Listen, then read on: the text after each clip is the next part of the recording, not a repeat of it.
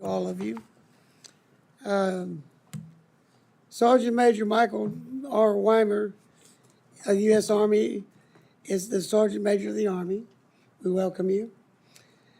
Chief Master Chief James Horia, U.S. Navy, Master Chief Petty Officer of the Navy. Sergeant Major Carlos Ruiz, U.S. Marine Corps, Sergeant Major of the Marine Corps. Master Chief David Florsey, U.S. Air Force, Master Chief Sergeant Major of the Sergeant of the Air Force, and Master Chief Sergeant John F. Benavides,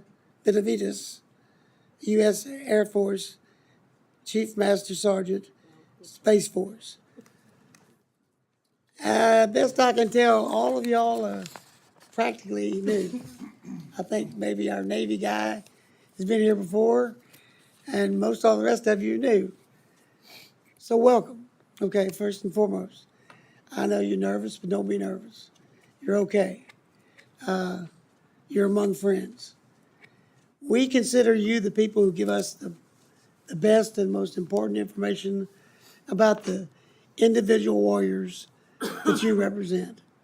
I think you can tell us more about what's happening on the ground, in the dorms or whatever you call them, or in the warfare that is important to the soldier, sailor, airman, marine, whatever. So I want to thank you for being here. Be frank. Don't be afraid to be frank. Tell us what you see, what you think you need, because we're here to fulfill not only the event of the big wars that we may have to fight, make sure that those who are willing to fight and go in harm's way, we give them the best possible things that we can give them as their government. So you're our friends, and we're looking to hear from you. All right, my opening statement is as follows.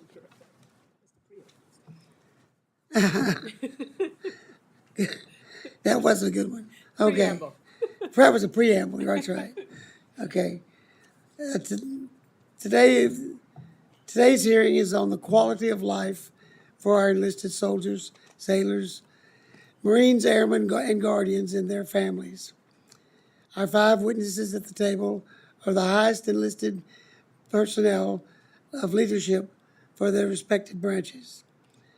I'm pleased that we're having this hearing today to start off first on our 2025 inquiry for our next bill.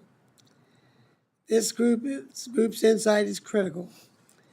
This hearing is a great opportunity to identify areas where we can be more helpful to our service members and their families. It's also an opportunity to discuss the important connection between facilities, readiness, and quality of life. Investing in infrastructure bolsters the military ability to train and fight, while also ensuring our service members and their families are taken care of at home every day. We owe that to them. Now I would like to recognize Ms. Wasserman Schultz, my good friend, for her opening remarks. Thank you, Mr. Chairman. Appreciate you yielding, and I really especially appreciate our excellent partnership. We have been side by side on this subcommittee for years, switching places a couple of times, and it's always an honor and a pleasure to join you to be able to stand up for, particularly for this hearing's purpose, the quality of life of our service members and their families. I want to thank the 5 witnesses here today, Mr. Chairman. I think we have the probably the newest minted collection of enlisted leaders that we've ever had at one time. We appreciate your dedication and you know, to the degree that you can answer questions in detail, that would be incredibly helpful. But recognizing the brevity of most of your tenure, it may be necessary for you to come back to us. But you know, the questions that I know I have are real, and I appreciated the opportunity to talk with nearly all of you in advance of this hearing. So our subcommittee continues to provide the robust funding consistently above budget requests, which is necessary to address many of the issues that we'll discuss here today. But we all know that, and forgive me, I have a cold on top of my normally terrible allergies, so I'm a little stuffy. We all know that funding alone is not enough to address issues like mental health, sexual assault, and inadequate housing. Leadership from all of our witnesses here today, thank you very much, and other senior military leaders is a necessary part of any solution. Your roles are vital to the success of our military by ensuring that we take care of all of the needs of our service members on and off the battlefield, and I know each of you take your responsibilities seriously. Maintaining recruitment and retention is a job that is never completed.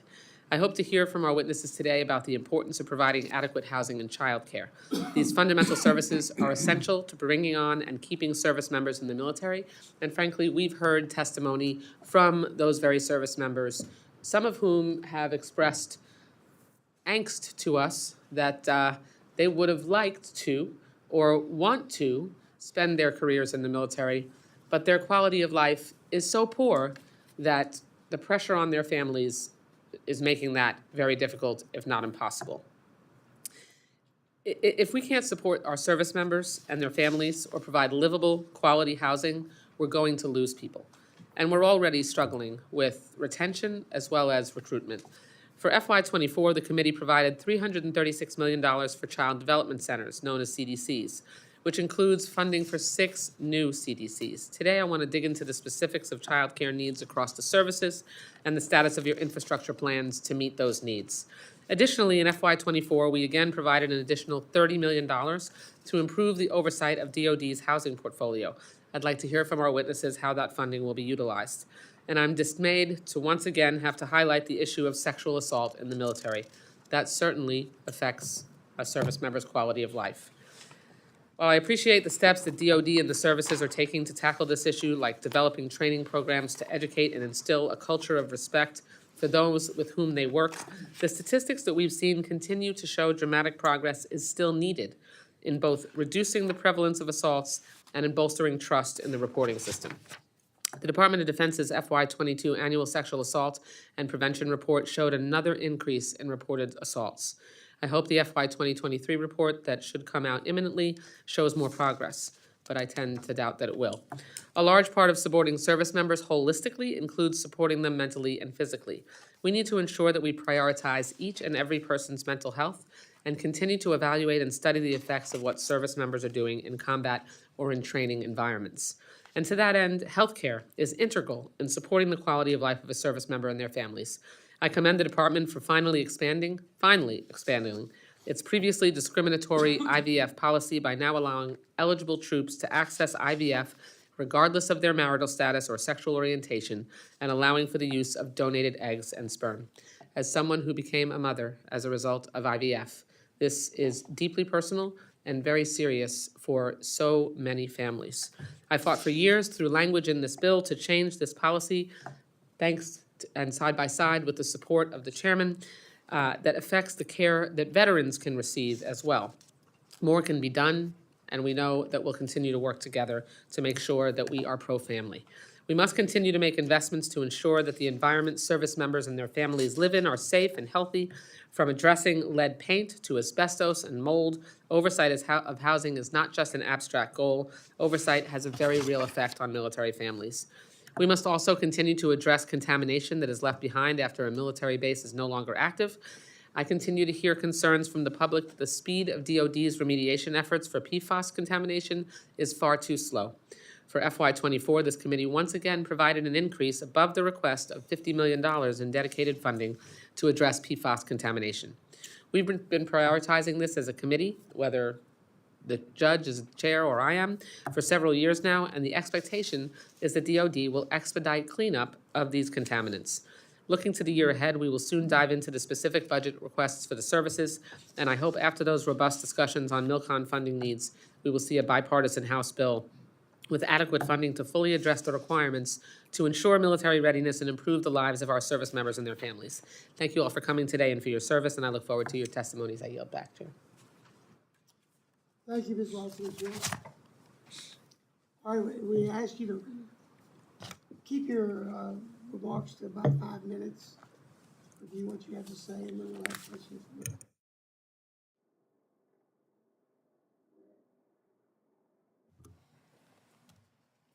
Chairman Carter.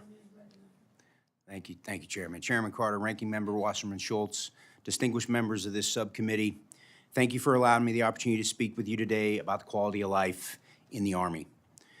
Over the last 7 months, I've been able to go out and see our formation across the country and overseas. What I see makes me extremely proud. The soldiers, families, and Army civilians who make up the all-volunteer force are committed to the mission.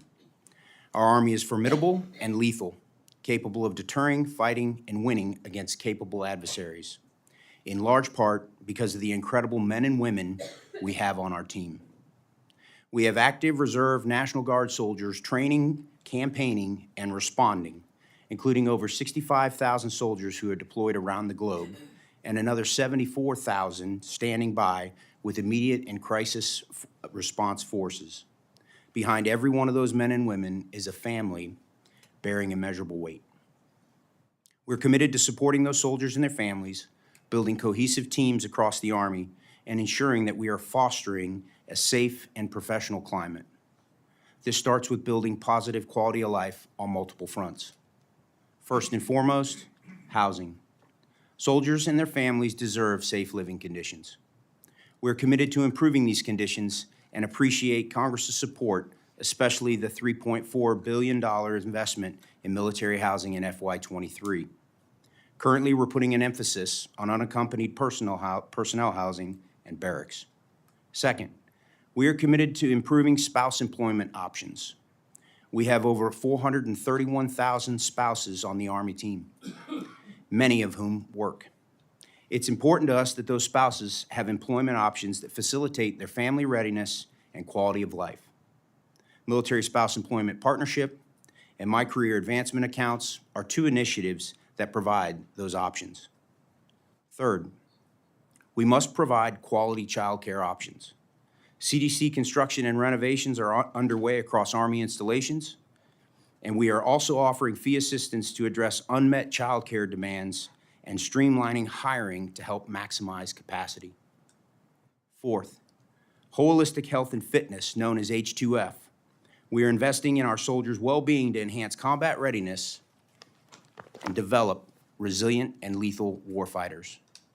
The positive impacts of embedding H2F performance teams in brigades are evident.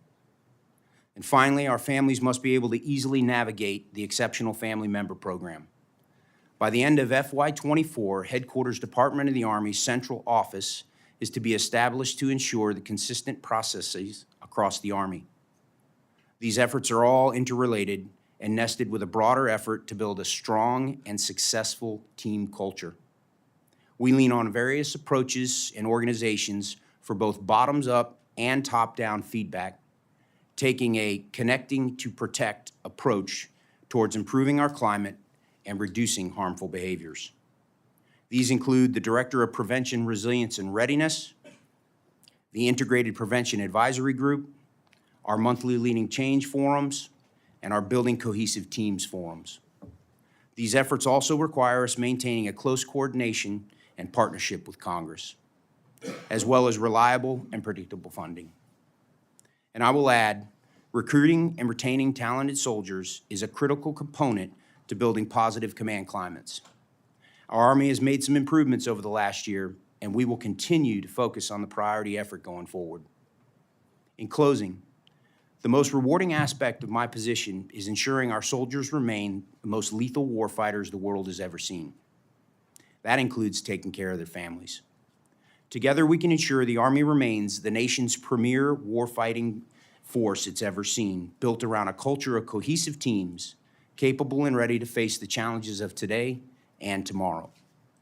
I'd like to thank the chairman, the ranking member, and the members of this committee for their leadership, their continued support of our soldiers, Army civilians, and families, which are our most valued asset, and taking care of them now and helping us well into the future. I look forward to your questions. Thank you. Master Chief, you may proceed. Chairman Carter, Ranking Member Wasserman Schultz, and distinguished members of the subcommittee, it is my privilege to speak with you once more on behalf of our sailors and their families. Your Navy is busy generating credible combat power as a decision option for our nation's leaders, and when called upon, to deliver exceptional results. This hard work is being done on the backs of our sailors and their families. To maintain a lethal fighting force, we must invest in their quality of life and mission-critical infrastructure. I'm excited to be here with you today, having this important and hopefully rich discussion. The Gates Commission was established to study the viability of creating the all-volunteer force that we have today. The commission highlighted 5 pillars that would be necessary to sustain that all-volunteer force: adequate pay and compensation, quality housing, timely access to medical care, a retirement plan, and ensuring that the military remains a reflection of the American people that we serve. The good work of Congress and the Department of Defense over the last year has done a lot towards strengthening these pillars, but there is certainly more work to be done. I also believe that we should consider adding a 6th pillar to the Gates Commission, one of family readiness.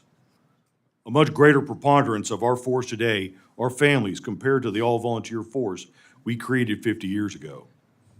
We understand that for us to retain our sailors, we need to retain their families as well. Family dynamics such as spousal employment and childcare are key contributing factors to their retention. To fully enjoy the financial stability in today's economy, most families in America require dual income. Many of our military spouses are challenged in securing that stable and adequate pay and employment. Without ample opportunities for our spouses to secure employment and contribute to the financial stability of their families, many of our service members feel compelled to leave the Navy to better provide for their family. The work of Congress and the DoD in this area of concern have been tremendously supportive and helpful. Federal hiring authorities, licensure portability, fee reimbursements, among other initiatives such as remote work options, have proven beneficial to military spouses, helping during duty station transfers. I encourage us all to continue working and consider stronger federal hiring opportunities for our spouses, along with spouse co-location in securing continued meaningful employment for those spouses whenever our service members need to relocate to a new duty station. Additionally, the ability to secure and afford adequate child care is one of the top stressors of our sailors and their families and serves as an inhibitor to that spouse employment. The approved military construction projects to build child development centers in fiscal year 2024 are needed, and I am appreciative for your support and the appropriations necessary to begin these projects. And while we wait for these CDCs to be built and then staffed, it is critical that we continue to look at all available options to tackle these shortfalls. Many of our CDCs are already in competition for staff, with child care facilities operating in the local communities are unable to reach full capacity due to those staff shortages. However, we are finding great success with fee assistant pilots, and an expansion of these pilots will make it an immediate impact for our sailors and their families needing to secure child care. We have highly skilled young men and women standing watch right now in our combat information centers on our ships that are patrolling the Bab el-Mandeb, who are deftly identifying threats and determining which weapons to engage to neutralize those threats in highly trafficked waterways in just a matter of seconds. Under these extremely stressful conditions, our sailors are delivering prompt and precise action that with one wrong decision could lead to catastrophic loss of life. The stakes are high, and the responsibilities and expectations we have of these sailors is just as high. In order to recruit and retain a highly qualified and professional force such as this, we must re-examine how we value the jobs of our service members and adequately compensate them commensurate with the scope of responsibilities and the expectations that we have of them. Our sailors and our families face many challenges and experience many of the same barriers to service that have been constant since the creation of the all-volunteer force. When the quality of life needs and the barriers to service of both our sailors and our families are adequately addressed, our warfighters are better focused and are more positively connected to our Navy. As we continue to face difficult decisions, we must continue to ensure our warfighters are appropriately equipped, trained and postured to fight and win. We must also ensure that their well-being is in mind, providing a quality of life commensurate with the scope of responsibilities that are placed on our sailors and our families every day. I am proud and honored to represent the talented sailors serving in our Navy today, and with the support of our Navy family, I am confident that we will remain the most dominant maritime force the world has ever seen. The work that you do enables us to remain ready for any situation. I thank you, and I look forward to your questions. Thank you, Chief. Sergeant Major? Thank you, sir. Good morning, Chairman Carter, Ranking Member Wasserman Schultz, and distinguished members of this committee. I appreciate your attention and support for the quality of life for those who defend this great nation. By our Title X mandate, the Marine Corps is uniquely composed to perform other such duties as the President may direct. It's a commitment we uphold across the globe because we are persistently forward and ready today. For instance, last week, at the request of the State Department, U.S. Southern Command deployed a Marine Corps Fleet Anti-Terrorism Security Team to the U.S. Embassy in Port-au-Prince, Haiti. In the wake of civil instability and unrest, the embassy remains open and secure today. Also, last week, the 26th Marine Expeditionary Unit completed an extended deployment aboard amphibious warships in the European Command and Central Command areas of responsibility.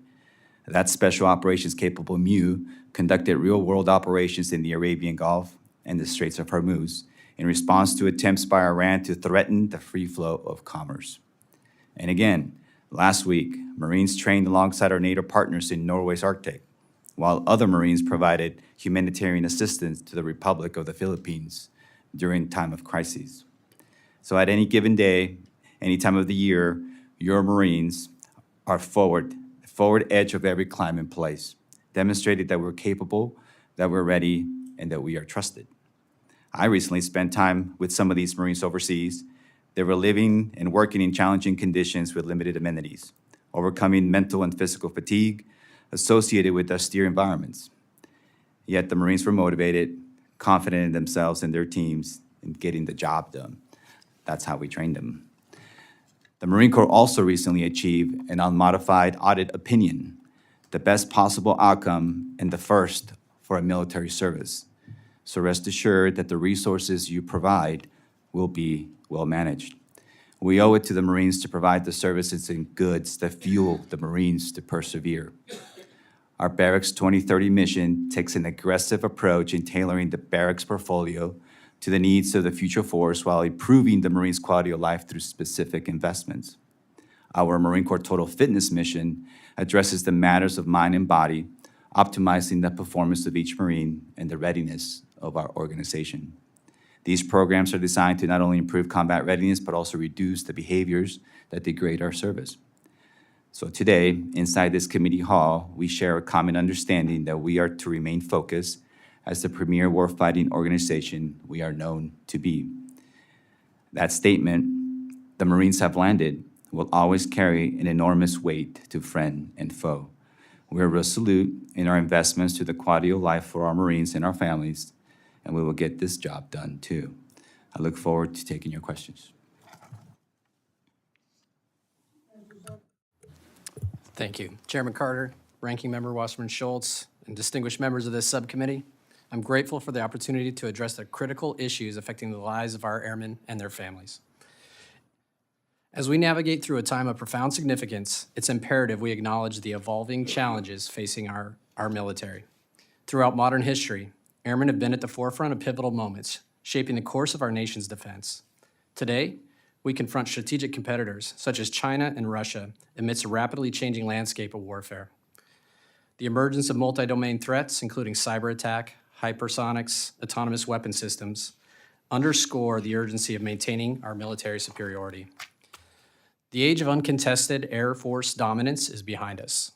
To stay ahead, we must harness the innovative spirit within our ranks, addressing key challenges head-on. This moment demands decisive action to equip our airmen for success in an era defined by great power competition. Quality of life for our service members and their families is paramount. We must ensure access to quality childcare and healthcare. Recent increases in military pay are appreciated. Yet we must remain vigilant in addressing inflationary pressures and rising housing costs. Ensuring adequate housing for our airmen and their families is non-negotiable. We're committed to addressing the challenges and investing in the maintenance and construction of housing facilities. In healthcare, we acknowledge challenges in accessing services, particularly mental health care. We're committed to improving access and support for our airmen and their families, leveraging partnerships and data-driven initiatives. In addition to these programs, suicide prevention remains a top priority, with a focus on building connections, detecting risk, and promoting protective environments. We're dedicated to supporting the mental well-being of our personnel and encouraging them to seek help when they need it. Caring for our airmen must also extend to our family members. Childcare is a critical workforce enabler, yet demands often outpace availability. We are working to continue expanding childcare options and support programs to better serve our airmen. Recognizing the diverse needs of modern military families, we're committed to improving spouse employment opportunities and license portability. Supporting our families is foundational to maintaining readiness and mission success. I want to thank this subcommittee for its unwavering support. Our service members, backed by resilient families, are ready to meet the challenges of today and tomorrow. Let us ensure they have the resources and support they need to continue safeguarding our nation's security for generations to come. Thank you, and I look forward to your questions.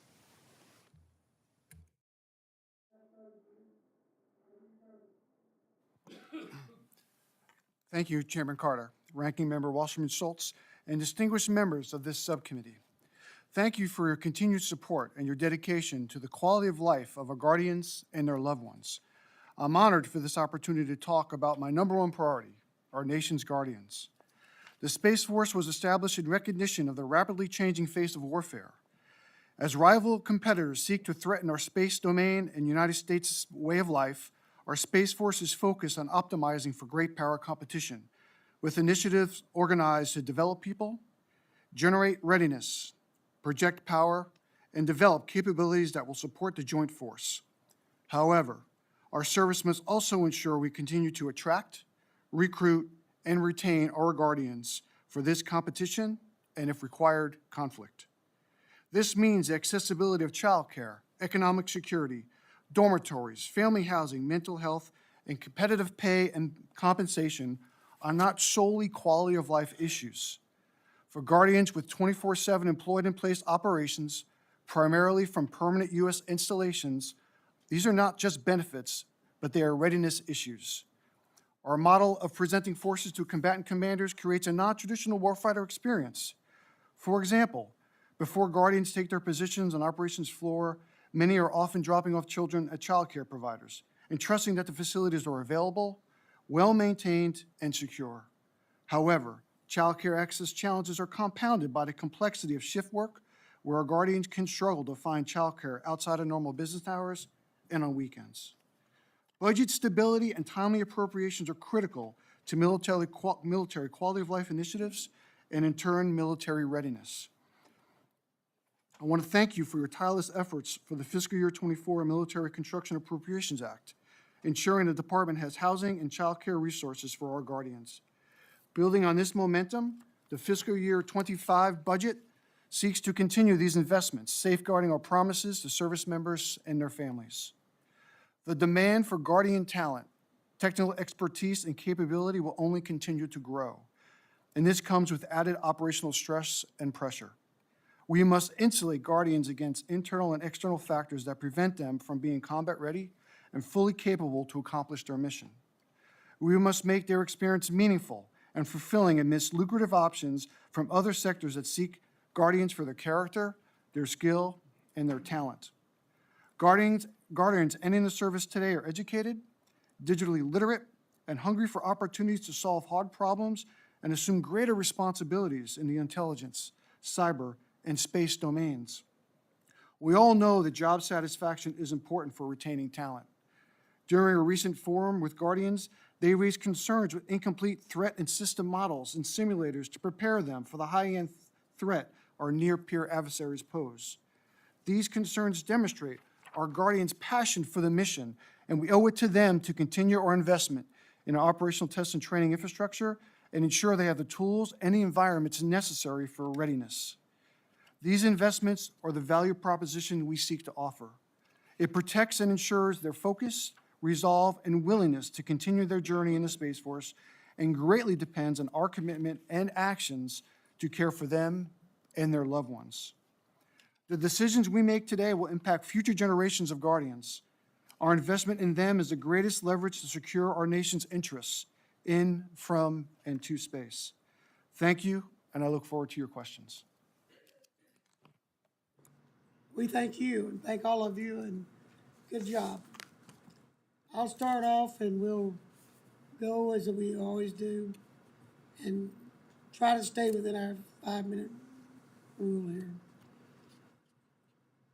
Barracks, the GAO report from September of last year painted a bleak picture of the state of barracks at DOD. They observed barracks in poor condition, including some with safety risks like sewage overflow and inoperable fire systems, and barracks that don't meet DOD requirements for privacy and amenities. How are each of your services responding to the funding of this report? What can we expect from your services in terms of requests for funding to fix these problems over our latest future year defense program? And as costs of barracks rise, what role do you see that possibly 3D printing might play in helping control costs and provide high-quality accommodations for service members to exceed? We'll start with the Army. Mr. Chairman, thank you for that question, and I acknowledge the GAO report in which you're referencing. And so the Army's prioritized $2.1 billion investment a year across the FIDEP coming up, and the Secretary's passionate, and we're going to invest 100% sustainment in those, focusing on restoration and modernization. We were already leaning into our approaches before the recent NDAA language came out on barracks managers, and so that we get back from the model we currently have, which is uniformed service members with collateral duties, and professional barracks managers to truly take care of that infrastructure as we invest dollars into sustaining it.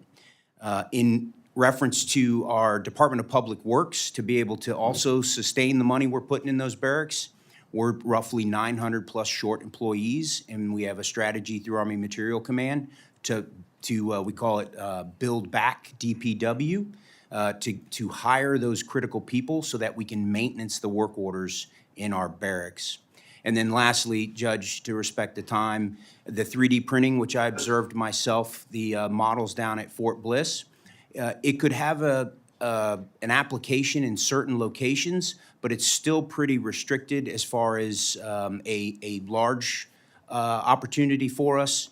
They're open bays right now. They don't stack. And so for mobilization sites, it could be applicable, but it seems it needs a little further before it's be able to use larger. And then, of course, we are taking a look at privatized options with a pilot at Fort Irwin. Thank you. Chairman Carter, in the United States Navy, we're already beginning from a deficit alongside our sister services in providing adequate unaccompanied housing and barracks to our most junior service members. We still consider shipboard living to be adequate government quarters, which is just not where we should be thinking in today. So we're moving out and trying to find more and more bed spaces to move our sailors off our ships and into our barracks. That's largely where you're going to find us to be not compliant with the standard that we should be providing, is that we're doubling up people in single occupancy rooms. But make no doubt, we do believe that every sailor deserves to have a separation from their work life and into their home life. So they have a place to decompress, both physically and mentally, so they could be more refreshed. One of the areas that I think we're going to find greater resolution and more impactful, immediate impact to supporting our sailors will be with an expansion of our PPV pilots that we've had going on both in San Diego and in the Hampton Roads area. Pacific Beacon that's operating our PPV barracks in San Diego is that is the model. That is what we should be striving toward. We're looking for expansions in those pilots, and any support that I can get from yourself and the other members of Congress in meeting that end, I think will be a lot more successful. Sergeant Major? Sir, yeah, acknowledge the GA report, but typical Marine Corps, we found that the GA report did samples, right? So as of 3 days ago, we finished the entire inspection of all of our barracks all over the globe. So now we know we're in a better spot to understand where the rest of the issues are. So it's not defendable and not going to, but we do have, and the Commandant has, in fact, invested heavily on the future of barracks. And that's, I mentioned in my opening statement, Barracks 2030 plan, and there's some immediate wins there that we're doing. Sorry. It's the places where it's just so hot and there's no air conditioning. The Commandant has decided, hey, maybe we need some air conditioning in this barracks. It's not, for us, it's not that hard, right? It's a place that you can climate control your room. It's fresh furniture, is washers and dryers that work. But I think the other part is right-sizing our inventory. So knocking down those barracks that are not ever going to be in standard, right? And it's probably a place where this committee can help in that when we build something new and we need to tear something down, and you mentioned, sir, the rising cost of building something, well then the cost of tearing down something is also quite up there, right? So there's significant investments in 25. We've already, in the last couple of years, refurbished 30 barracks. So getting them up to date, having those basic things that we need. We are also going to hire civilians, getting the Marines who are doing 3 jobs, and one of them is barracks manager, get them back to their formations. So get the civilians to worry about the maintenance of the barracks 24 hours a day, 7 days a week. Then we have dedicated maintenance teams. So when your room is locked, when your window doesn't open, when something's broken, that someone's not going to come 45 days from the moment that you put in the request, that they come that day or the day after. So it's not hard, like as I mentioned, but I think the final touch on it is the Commandant said, okay, we will put the way we handle barracks into the IG Marine Corps inspection checklist. So now we will know all over the Marine Corps who's not meeting the mark, and commanders, leadership will be held accountable. Very good. What's the Air Force doing? Thank you, Chairman Carter. The DAF is planning its largest FSRM, Facility Sustainment, Restoration, and Modernization budget to permanent party dorms in more than a decade. We're investing $1.1 billion in these modernization and restoration efforts to address more than 100,000 bed spaces across the Department of the Air Force for both airmen and our guardians. We have assigned full-time, trained military personnel as airmen dorm leaders at every military dorm across the department. We've also written into our regulations a requirement for supervisors, leaders, commanders, and first sergeants to routinely visit the dorms and ensure that our airmen have the living conditions they need to be successful. We've invested in the last 3 fiscal years over $557 million to complete 98 projects to ensure our standard of living for our dorms is adequate. And as of today, 99.3% of our dorms are assessed as adequate or above. We've increased our capability to service these dorms, and when we have that small percentage of facilities that is not adequate, we're investing in MILCON. So in FY25, we've got MILCON in the FY25 PB for our largest deficit locations, including Langley Eustis, Barksdale, Cannon, Goodfellow, and Ellsworth across the FIDEP. We have a dorm master plan at the department level that considers the condition of each facility and prioritizes our scarce resources to ensure our airmen have the living conditions they need. Additionally, we're paying attention to what the Master Chief Petty Officer of the Navy mentioned with his privatization study out in San Diego, and we plan to leverage those lessons learned, and we're considering options as well in the department. We think they'll work best in CONUS remote and isolated locations, and we're pursuing a privatization project for unaccompanied housing out at Edwards right now, sir. Thank you. Space Force. Thank you, Chairman. So the Space Force and Air Force work very closely on the dormitories and infrastructure under the department. But across Space Force installations, we have 28 military dormitories that we have. The average building condition index is 82, which is considered acceptable under the DoD standard. But we are doing investments. Each fiscal year, we look to do an investment to upgrade and do repairs on the dormitories. Right now, at Fort MacArthur out at LA Air Force Station, there's a renovation going on, a dormitory there. And at Buckley Space Force Base, they're going to do the plan and design starting in '26. That's what's planned out.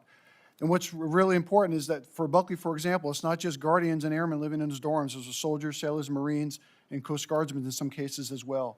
So I've had the opportunity through my travels in the last couple of months to try and visit with my wife, Kathy, every dormitory, every installation that we go to that belongs to the Space Force, to personally see the conditions and hear from the men and women who are living in those facilities. And as Chief Flossie pointed out, the full-time airman dorm leaders is what we call there. The leadership team that is invested and connected with the men and women living in those dormitories, partnering with the chaplain service and other leaders on the cross installation is very, very inspiring. I was over there during some of the holidays, and just the community they're trying to build there and the care to make sure that it is a home for those men and women living in the dormitories, not just four walls and a bed. Thank you. Well, I'm glad the Marines have found air conditioning. Thank you, Ms. Ms. Wasserman Schultz. Thank you, Mr. Chairman. This committee is led by a Texan and a Floridian, and We understand air I conditioning. think we would say we're definitely pro-air conditioning. So I can appreciate the effort to address the quality of life, of living conditions of enlisted men and women who live in barracks. And certainly the condition of those barracks is important. But if you fear being sexually assaulted, no matter how good the conditions are in those barracks, then your quality of life, needless to say, is poor. According to DoD's FY22 annual report on sexual assaults in the military issued in April last year, there were more than 8,942 reports of sexual assaults involving service members during the 2022 fiscal year, which was a slight increase over the 8,866 assaults that there were in '21. That was itself an increase over 2020. And we're expected to see the FY23 report released soon.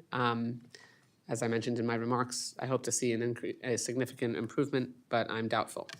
So the initiatives from the Independent Review Commission to ensure justice are important, but it's essential that we get ahead of this problem and have effective prevention efforts as well. And I appreciated the opportunity to talk with most of you ahead of this hearing, but I want to hear from each of you how you're analyzing the degree to which increases are due to increased reporting or increases in sexual assaults in your branch of service. And so that's an important distinction, and it's one where I hope there is enough curiosity for you to know the answer to those questions and are trying to analyze specifically whether or not there are true increases or more comfort level reporting. So we'll start with Sergeant Major Weimer, please.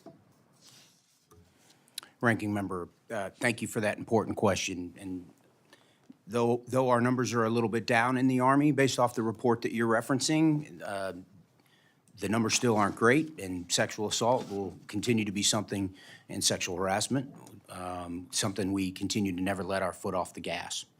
I think the two of the largest efforts that we're doing to not get complacent is really our Integration Prevention Advisory Group.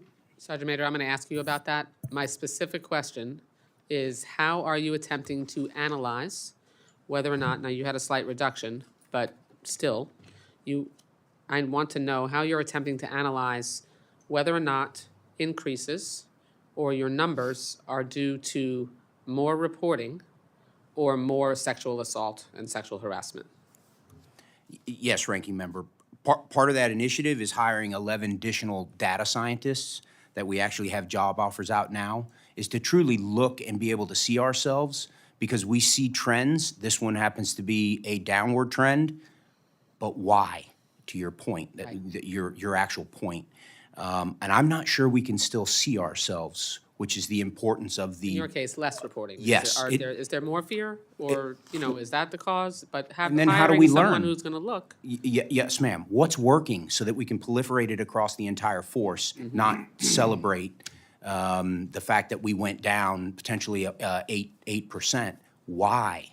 Because we have to expand that from Humphreys in Korea all the way to Poland. And so investing in folks, frankly, that's new to me, data scientists, not something that we grew up talking about in our careers, is what we have to do now to truly, because there's so many streams of data coming in for a senior mission command at each one of the installations, we're overwhelmed with it. Now, we've spent a lot of time looking at what could be causing those. A lot of those are the cultural pieces we talked about, but it's folks like the data scientists and taking the collateral duty out in the sharp world, taking that out of the uniformed personnel and hiring those people that this is what they do day in and day out, for the commanders to know we need more of this and less of this because this didn't work and this did. That is our secretary's number one goal right now with the IPAG. thank you. Master Chief? Ranking Member, to get right to your point of your question, previously there was no mechanism to indicate why there was an increase in reporting.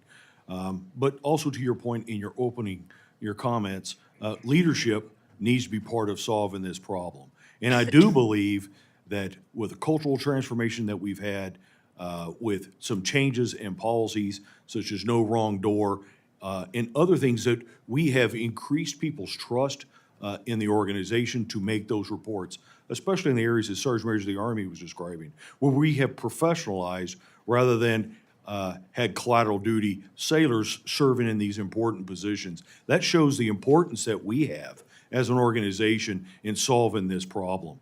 And I do believe that is an increased trust, and that's increasing our reporting. What we'll learn is in the Office of Secretary of Defense is issued the DoD-wide Workplace and Gender Relations Survey that for 2023. We should have those results shortly, and from there, we'll have a better understanding, hopefully, of why we have that increase. So is that survey designed to get responses to questions to discern whether there's more comfort level in reporting versus, a greater increase in attacks and assaults and harassment? Ranking Member, that is my understanding, is exactly the point of that survey. If you can just follow up with us with more detail about how that question instrument was designed, that would be helpful. Yes, ma'am. Thank you. Sergeant Major Ruiz? Yes, ma'am. And just to follow with Chief Master, so the organizational survey, like that tells us today what areas around the Marine Corps, what commands have a higher tendency of Marines and sailors inside the organization that don't feel trust in that command team and handling and reporting. So we are starting to see where those issues are and starting to pinpoint and what the data, right? So it's our ability to see where the command teams are failing to hold a climate, a culture that Marines feel trusted, and that not just that they fear something may happen in that command, but also does the command team have the trust of the organization that they're going to do something about it. Are the Navy and the Marines doing something similar to more granularly zero in on your own data in your service rather than the general across-the-board DoD survey? Yes, ma'am. Like the Army has? Yes, ma'am, and I was going to follow up with Sergeant Major of the Army's comments in the hiring of the people and the data, the ability to see ourselves. Absolutely, that's where we're going as well. Every morning I see an email, and it has a list of what happened around the globe: a sexual assault or ideations or attempts. So we ask, what are we doing with this information, right? How are we activating? How are we actioning this information? And that's what we want to get at quickly. But while we can control what we can control with the Marine Corps, ma'am, I think it's also part of our culture. We have such a strong imprint in a young person's life when they go through 3 months of boot camp that we decided that it's time to stop talking about response early in training and start talking about what healthy relationships look like, consent. So we want to set up a baseline early. That's what we want to get at. Early in their training when they're open to imprinting from the Marine Corps, and then continue as we have with additional training as they improve in ranks. Thank you. Chief Flossie? Thank you, Ranking Member.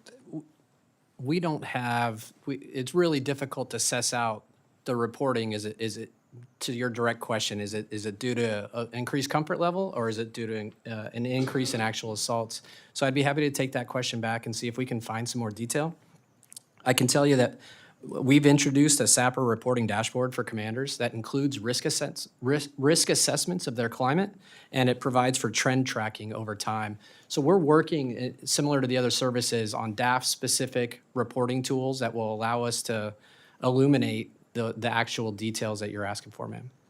That's incredibly important to understand, whether the numbers that you're looking at are the result of more reporting or more assaults. And I mean, how are you Absolutely. able to make adjustments if you don't know the answer to those questions? Yeah, I absolutely agree with you, ma'am. We're might be hard, focused but on there has taking to be a care of way. any victim that comes forward, and so we haven't focused as deliberately on why they reported. We focus on the report and taking care of the victim and looking for Well, accountability. that's the point of my question, is that the goal is prevention. I Absolutely. mean, if, I certainly hope that you provide good care for someone once they've been assaulted or harassed. But Yes, you have ma'am. to make sure that it never gets to that point in the first place. And understanding the data is a critical tool in order to ensure that. Absolutely. Thank Thank you. you. Chief Benny-Venga? Thank you, Ranking Member. As Chief Flossie said, collecting the data and parsing it out, over the last few months, 4 years into this journey as a separate service under the Department of the Air Force, we just started recently trying to pull out Guardian-specific data out of the reports that were being rolled up at the DAF level inside the Pentagon, so we can get an understanding of, from a Guardian-specific culture, what does that look like, and are the victims and survivors of sexual assault and sexual harassment, can we collect that data and parse it out for Guardians? In addition to that, because many of the Space Force installations where our Guardians are also have a lot of airmen that are there as well. So being able to report back and say, for example, at Peterson Space Force Base, what is the climate that's there to not only understand assaults are happening for Guardians, but also for the airmen that are there. So trying to get the data so then we can analyze it, as you referenced it, what does it mean? We would hope that, sometimes we say, trust in leadership, that survivors are comfortable to come forward and talk about their experience, right, and report assault is important. But understanding whether or not that is an increase or a comfort level with, have we removed barriers, trying to restricted reporting, standing up at the Office of Special Trial Counsel, all these things to instill confidence in men and women, coming forward and reporting it, understanding more work has to be done. Is it because they're more comfortable now with leadership and they feel the support structure is there, or is there still an untenable culture where assault is still occurring? And we'll have to take that for the record. We're still pulling the data apart, but I couldn't tell you what it's telling us at this point, other than the fact we know we need more fidelity in the data we're collecting. Thank you. And now that the reporting is outside the chain of command, thanks to the change in the law and the President's executive order, this should be a priority so that you can, because you have that mechanism. And then just lastly, very quickly, you're dealing with old data. I mean, you're getting reports in 2024 that are from 2022.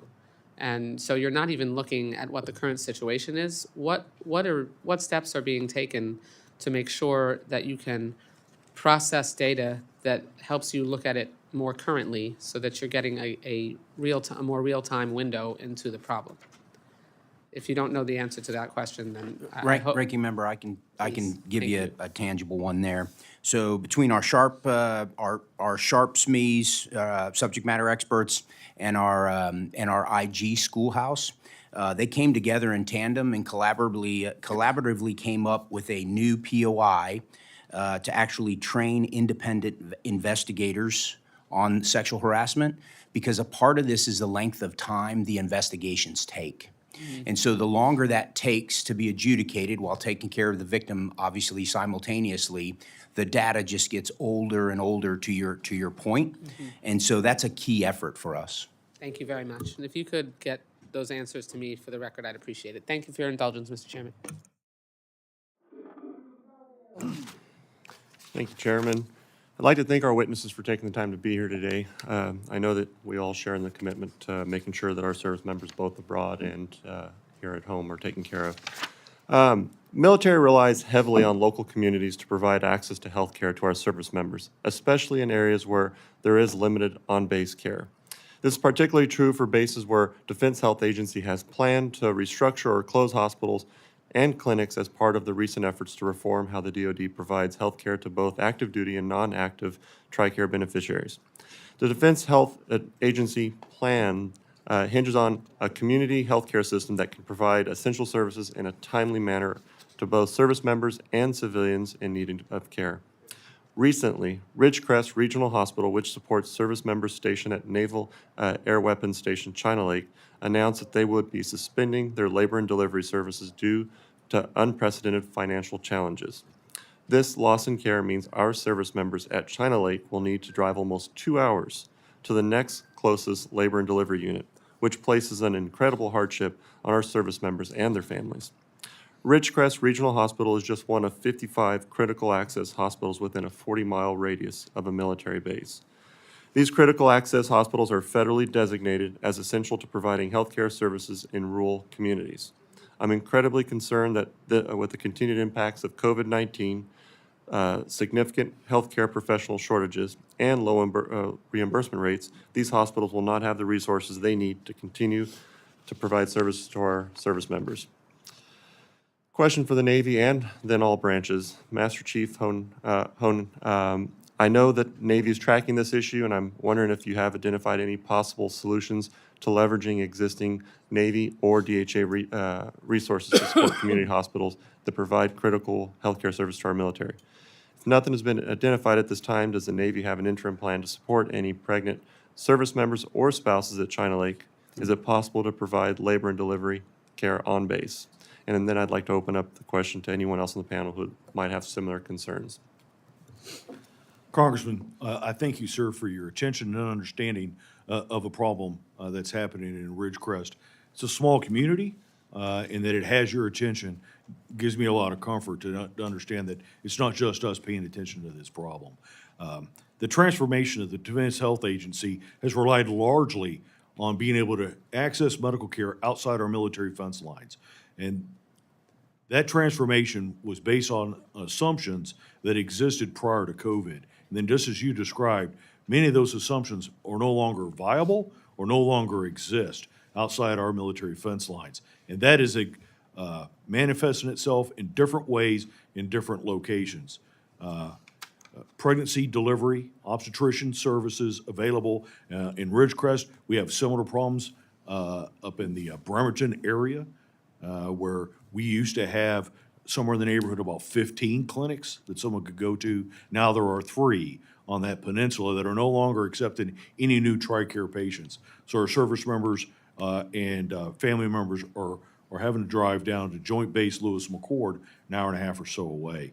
What we're doing in those locations, Ridgecrest, there was a lot of discussion with our Bureau of Medicine and Surgery and our Surgeon General, and along with the administrators of that Ridgecrest Community Hospital to do all the things necessary to keep them open, not just for obstetrician services, but across the board.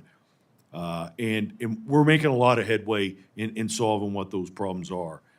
Specifically to somebody that is a pregnant service member, but also other things that we're no longer able to provide and feel confident in providing that medical service care to that individual. We're looking at that place like we would any other remote location or overseas location where medical services are restricted.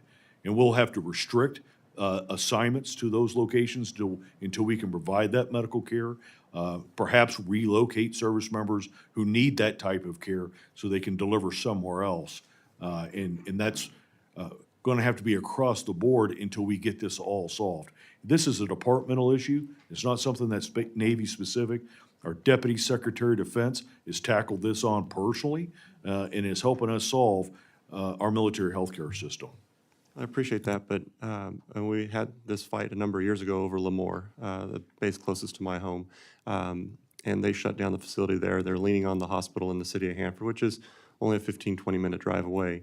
But as we see this continuing in many rural communities across the country, I mean, just in my district alone, we've had 2 or 3 different hospitals close over the last number of years. And if it wasn't for one larger hospital outfit coming in and saving a couple of them, we wouldn't have the resources there. And it's frustrating to see across all the different branches. And I don't know if anyone else wants to add to this or what they're seeing in their area. Sure, Congressman, I'll take the opportunity to also agree with my teammate here. We're struggling in this space. We recently just came to an agreement with DepSecDef to surge our medical service members into our medical treatment facilities to help cover down and shorten times it takes to be seen. And it's just another example of what we're doing inside with uniformed personnel for the Army side of the house.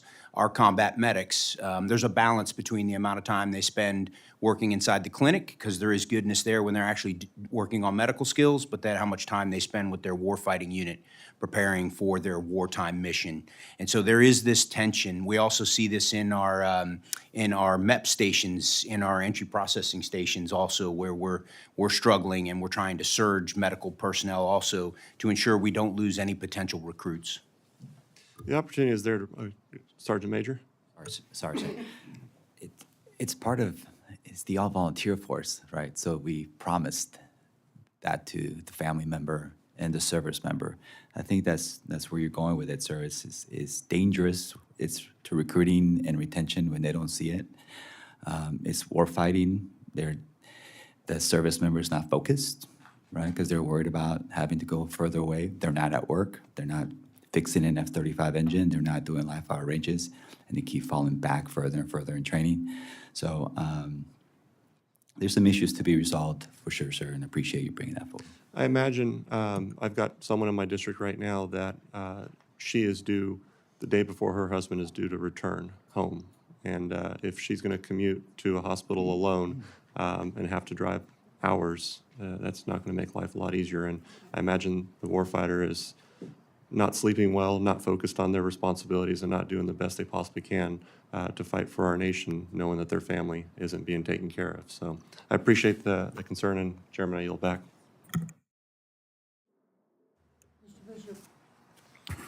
Thank you very much, Mr. Chairman.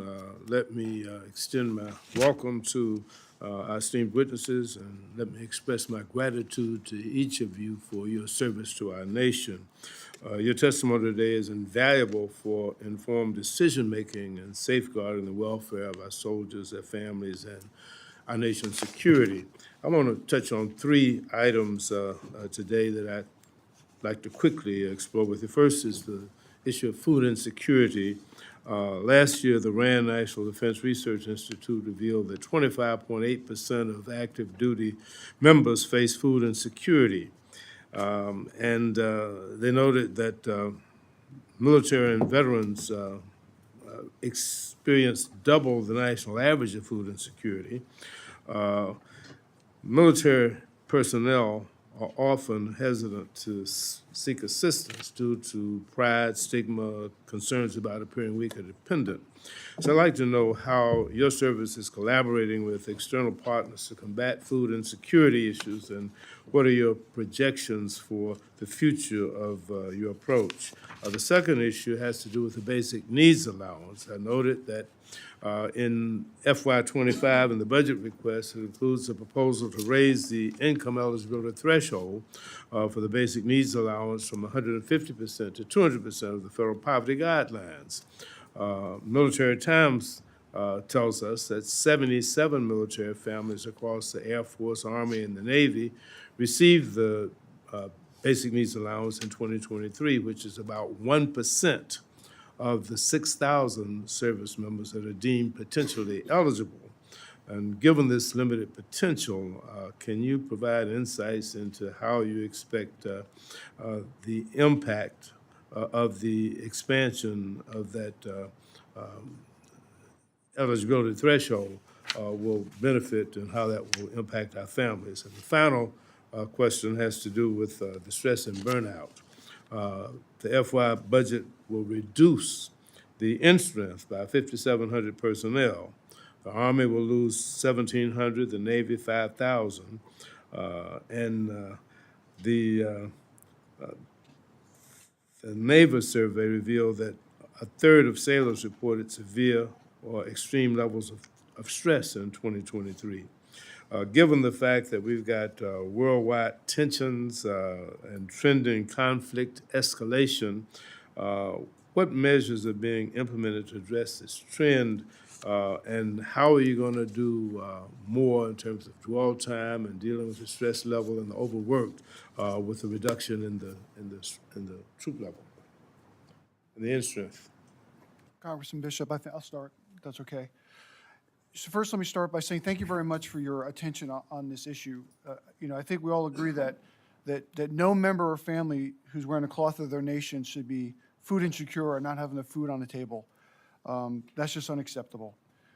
So as a Space Force, how are we getting after that? One is, part of it's education. And I mean education, and are we teaching our young families, our young enlisted members specifically, not only how to budget the amount of money that is in their pay and compensation, but also what are they eating and how are they eating? Under the food insecurity discussion, when we try to define food insecurity, some of it is not that there isn't enough food to eat, it's just that men and women are not eating the right foods, not eating healthy food. So part of the education campaign from a nutrition standpoint is that they understand when they go to the dining facility or go down to a restaurant or fast food, that they're making positive choices on the foods that they should be able to eat to get after that. So education on finance and nutrition is one approach that we're taking from a service perspective. On the B&A discussion, you're right. We are looking at looking for authorization to raise the threshold of the poverty line up to 200 and see what that looks like. But overarchingly, again, right, and I think the SEAC has talked about this, is that from a financial perspective, we have to make sure the service members have at least enough money in the bank account so they can, before they can budget appropriately to make sure that they are buying the right foods and having the right access to the foods. Across, I think, the Department of the Air Force and the installations that are Space Force installations, there's a review going on where they're going on to installations specifically and looking at what are the choices available on base, what are the hours of the dining facility for men and women who are working shift work on weekends. Can they get access to healthy food so that they could eat appropriately, making the right decisions? But on the B&A front, if we raise it to 200%, which I think will be helpful, but again, the pay and compensation overarchingly, we need to make sure that our members are compensated enough so that those are the rare exceptions, maybe with unique circumstances, extremely large families, which I think the service members, I think there's 35 across the Department of Defense today, Department of the Air Force today, and I think those are individuals with extremely large families that are getting the B&A. The other thing I would ask, and this is with the B&A specifically, sometimes it's late to need because the way that the calculation works, it goes on the previous year what you earn. So if there's a family member who loses income in the middle of the year and try to apply for B&A, they have to wait until the January of the following year to be able to provide their financial documents to earn the B&A stipend.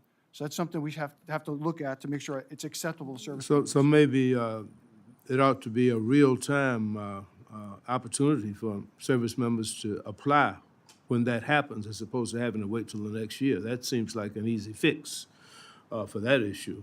Yeah, I think, But it's a review. I'm more concerned with the general income levels that prevent service members, particularly low-ranking members, from being able to do that. Sergeant Major Weimer, do you have, from the Army's perspective, or even from the Navy, some ideas about this food insecurity? And I also really want to hear about the in-strength reduction, too. Congressman, I'll try to touch on all three of those really quickly, be respectful of the time. When it comes to food, we are reevaluating our entire ecosystem, and that's exactly how we're looking at this. Whether it's the bus transportation, it's increased kiosks for available healthy food options, It's increasing our financial training for single soldiers and soldiers with dependents so they can understand budgeting, whether it's improvement with ordering from DLA, from the Defense Logistics Agency, to improve options for our warrior dining facilities. There's a long list of things there, but it's truly an ecosystem. And we're working with Army Material Command and our Installation Management Command to really make improvements on the entire ecosystem. I could put a fabulous restaurant in the center of one garrison, but if I don't have the bus to get soldiers there, they can't actually take advantage of that. On BNA, I will give you one example from the Army perspective. We currently, as of at least 3 days ago, 16 people taking advantage of BNA, and one that I'll highlight without a name is an E4 that lives at Joint Base Lewis McChord that had to have 9 dependents to qualify for the calculation. I had to have my team do the calculation on the whiteboard for me to truly understand between federal poverty guidelines and gross household income, and I felt like I needed an accounting degree to truly understand how to get soldiers to be able to take advantage, who qualifies. And then on the last one, on the end strength, that is a reality for us in the Army. It absolutely is, and I think this committee's aware of the changes in our R-struct, as we call it, our Army structure.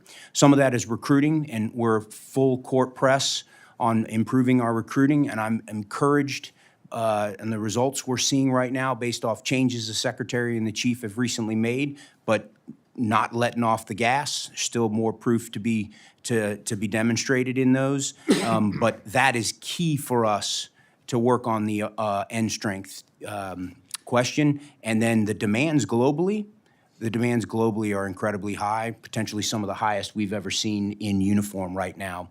And so those two things have to, one, either the demands have to lower or our ability to bring in new soldiers in the Army has to improve. We're monitoring both, sir. So that end strength reduction, though, is going to really impact the stress level and the workload level, which will ultimately impact your recruitment and retention. Right now, our retention numbers in the United States Army are solid, sir. I want to watch them by the eaches and the owns. Air defenders being probably the one that everyone's most aware of right now based off of global requirements. I get a bi-weekly report by rank of where we are on those. That's how closely we're monitoring that. But I acknowledge, sir, you're correct. If the demands don't decrease in some form or fashion and the input doesn't get back to where we need it, then we could potentially head towards a path of the stress you're referencing. But right now, I feel confident where we're headed with recruiting. Not overconfident, for the record, but confident. And then we're having to be extra judicious in meeting those requirements for the global combatant commanders. Thank you, sir. I think my time has expired, but I thank the chairman for. Thank you, Mr. Chairman. And gentlemen, thank all of you for your service and what you do for our enlisted warfighters every day and their families, which is why, one of the big reasons we're here today.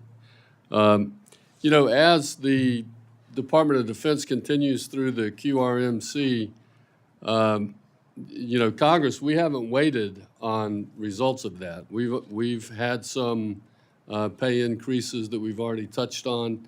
I'm hoping, it looks like this year, I think we're going to have, DOD is going to have a really good outcome for another pay increase. But one of the things that I worry about, and Master Chief, if you could speak to this, one of the things that comes up is how well do we compare when you talk about military service to our civilian counterparts. And when you look at the responsibility, I had the opportunity to go out on the USS Harry S. Truman. To watch those men and women perform was amazing. How do you compare that to anything else in the world? I don't know how you do that.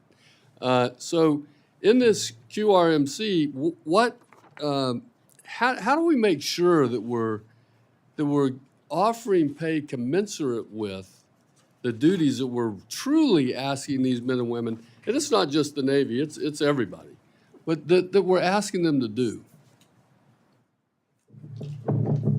Thank you, Congressman. I greatly appreciate the question and giving me an opportunity to expound on my opening statement. That was exactly the point that I was trying to make about the level of responsibility and the high stakes that our sailors are operating with currently right now operating over in the Bab el-Mandeb. And I gave you one small example. But just as you also said, Congressman, you go on board one of our aircraft carriers and the ground crewmen that are moving the aircraft around, if we were to make a mistake and have a ground collision mishap of a couple F-35s today, that's a Class A mishap. The tolerance is much higher than, much lower than it's ever been.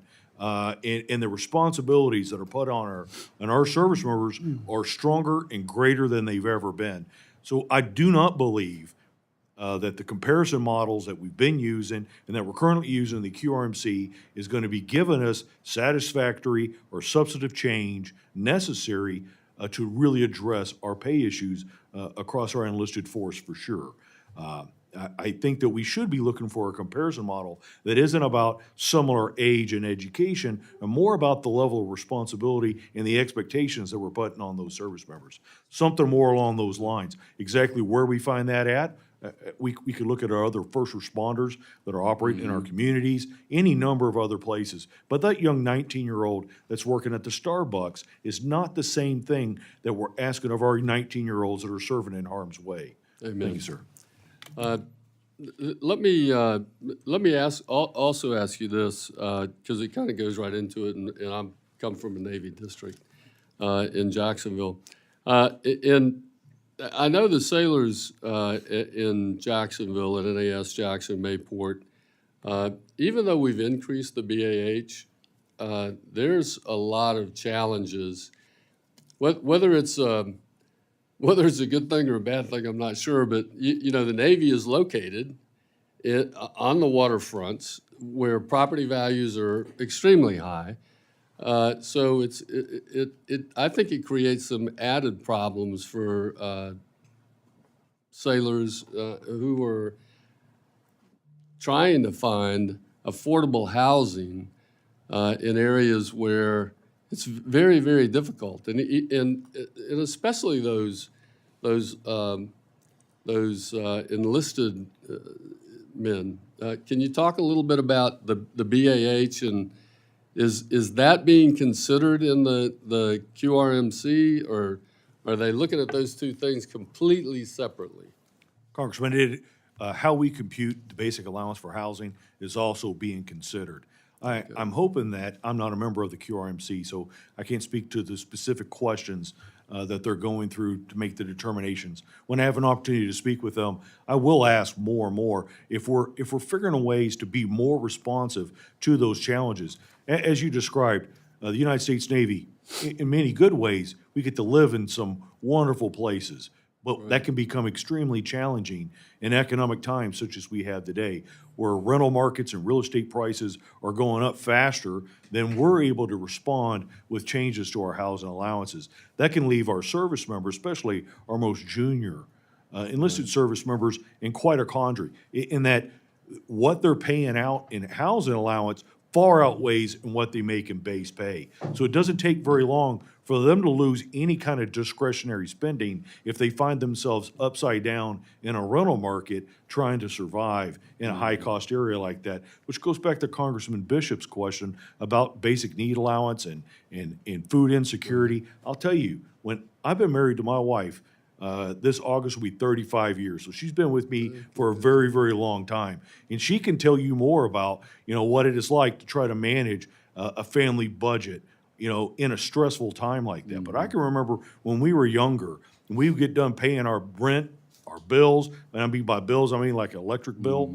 I don't mean like I had a charge card at Sears, we had very modest living. We had very small amount of money to go grocery shopping with every month to fill up our cupboards. And if there was ever a pinch on our budget, the first place we had to make changes was in our commissary budget. That's when we started to have to eat, hamburger helper, instant soups and things along those lines, because that's what it demanded of us. That leads to food insecurity. If we look after the welfare, the well-being, I mean to say, and we pay our people appropriately, then we won't have to worry about things like basic need allowance or be overly concerned about food insecurity. You pay them appropriately, they'll figure out how to feed themselves. I feel pretty good about that. And our recruitment and retention will go up Yeah, for significantly sure. as well. And I tell you, as you talked about all those things, as a former Navy dependent of an enlisted man, I can tell you, I've heard all those discussions at the kitchen table. And so I'm very proud that this group is concerned enough to want to do something about it. So thank you. With that, Mr. Chairman, I yield back. Thank you very much, Mr. Chair, and thank you so much to all of you. Really appreciate your time with us today and tackling some of these challenging issues that make it possible for our military to survive and thrive, and particularly taking on things like housing and childcare and healthcare, mental health. It's a long list, and we've been having a chance to talk about it all. Mr. Chair, I just wanted to quickly recognize I have a new staffer for this committee, Connor Friend, who's with us here today, who served in the Army, so we're very grateful to him for his service. And my partner will hate me to mention this, but he's in the back of the room, and he's a graduate of the class of 1975 West Point. So my brother was in the Navy. I'm really a Navy family, but I'm proud of having these two Army people with me here today and appreciate their service. So. Well, I got to tackle a little tough question on mental health, and thank you very much, Sergeant Major Michael Weimer. We had a chance to speak briefly, but I just want to talk to you about this. We had a really sad situation in our state. Army reservist went on a shooting spree in Lewiston last fall. In November, he killed 18 people and injured 13. We just had the release of an independent commission to investigate the facts of this tragedy, and they published an interim report. And one of the things it highlighted was that the shooter's chain of command notified on multiple occasions that there were serious mental health issues, which led to the commander ordering a mental health evaluation, subsequently restricted the shooter's access to all military weapons and ammunition. The mental health evaluation explicitly recommended that the commanding officer take measures to safely remove all firearms and weapons from the shooter's home. However, the commander did not report that information to the Saginaw County Sheriff's Office, so when he was returned home, that information was never made available. We're still waiting for the Army to publish some findings about this, but a couple of questions for you. When a service member is grappling with mental illness, as the Lewiston shooter clearly was, what does the military do to ensure civilian law enforcement is aware that this person should not be in possession of a firearm? Congresswoman, thank you for that question, and my condolences go out for that entire situation. Horrific. I also thank you for acknowledging the fact that it's still an ongoing investigation, and so I'll try to answer without overstepping. The bottom line, in the active component, it is a much simpler solution. It just is, in the spirit of being very, very candid with you, much simpler. Chain of command has a very deliberate battle rhythm. In our National Guard and our reserve compos, it's a little bit different, especially when the soldiers are not currently on either Title 10 orders or Title 32 orders. Title 10 working for the federal government, 32 working for the governor at that time. It gets a little gray there. Now, I will say this, though. Every chain of command usually has a mechanism to still look after their soldiers, right? First and foremost is they're still a soldier, whether they were on Title 10 or Title 32 orders. Same for if they're having suicide ideations or they're in trouble with the law and potentially have weapons in their home. To your question, it's a little bit different. But the commanders have the ability to reach out to local law enforcement. I don't know a specific mandate. I'll have to get that for you for the record to be very specific. But then I also don't want to overstep the ongoing investigation. For us, in the active component, that would be a senior mission command the garrison that was responsible with the tenant unit that had said soldier, and the criminal investigation, CID, would be involved in that and would immediately notify local law enforcement of any threats or any danger. Thank you for making it clear that that could have or potentially should have happened in this particular case. Do Reserve or National Guard commanders have the authority to confiscate a soldier's firearms? Ma'am, I'll have to take that for the record for you. Okay. Sort of more broadly, how are you developing a broader plan to address with issues with reservists and guardsmen in crisis? And I understand what you said earlier, and I appreciate that it's a lot trickier than someone on active duty because of the sort of in and out nature of their connection to the military. So one tangible thing that we're trying to understand how we can bring resources to our Compo 2 National Guard and Compo 3 Reserve teammates is in our holistic health and fitness. Again, back to how do we get left? We get upstream to be more preventative. The battle drill to be reactive when a crisis happens.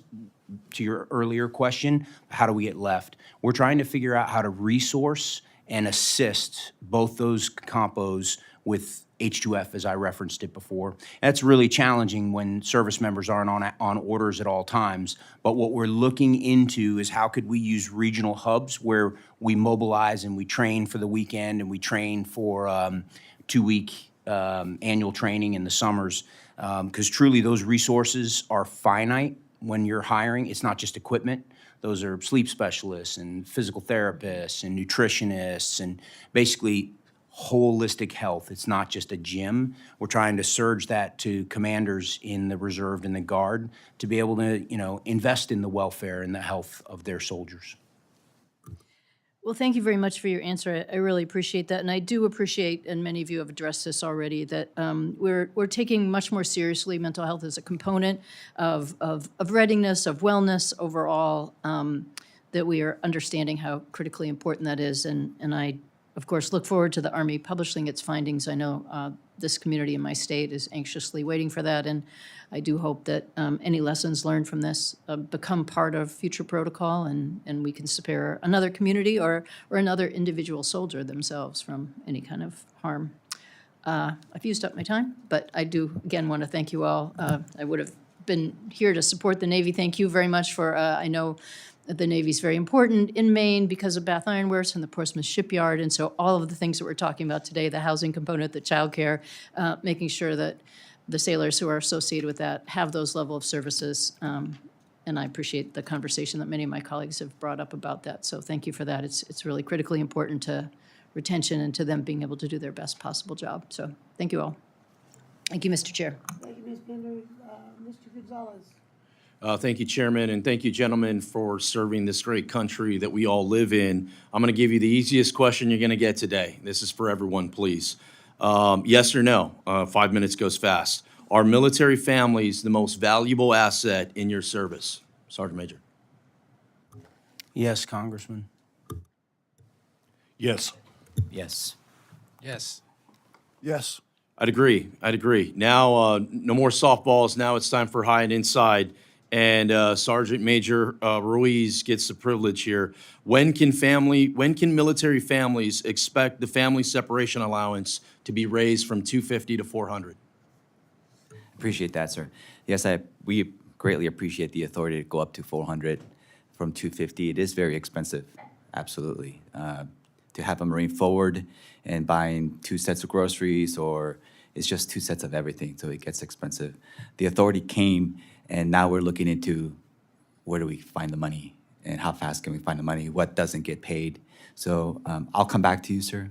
I don't have an answer for you two right now, but we understand that how critical that is. This is the problem I have in Congress. Everybody says the right things. Everybody comes up here and we all advocate for these things. And half the time it's Congress not doing its part, but we did our part in this case, right? Last year we passed it from $250 to $400. I pushed very hard on that. That hadn't been done in decades. Now it's time for our actions to match up with our words as far as putting families above everything else. So I'm going to continue to push on that. We need to make this a priority, and it cannot just be words. It has to be actions. We owe that at a minimum. I think we'd all agree. We owe that at a minimum to our family members, especially those that are forward deployed, taking on these tough jobs. My next question is to Sergeant Major Weimer. Are federal funds issued to the Army being used or expected to be used on drag shows? No, Congressman.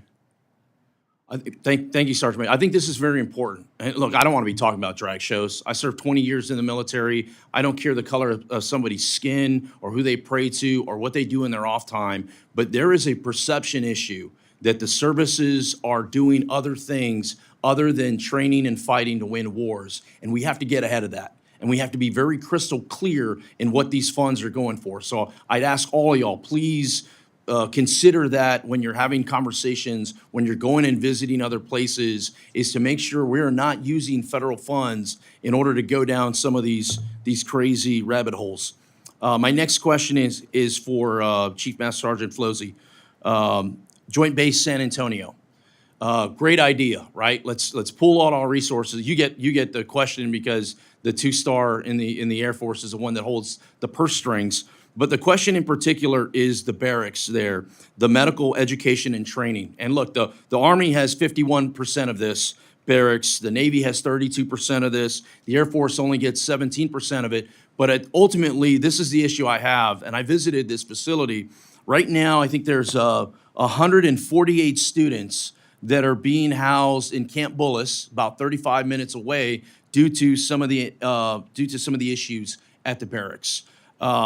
What can we do to make this a priority?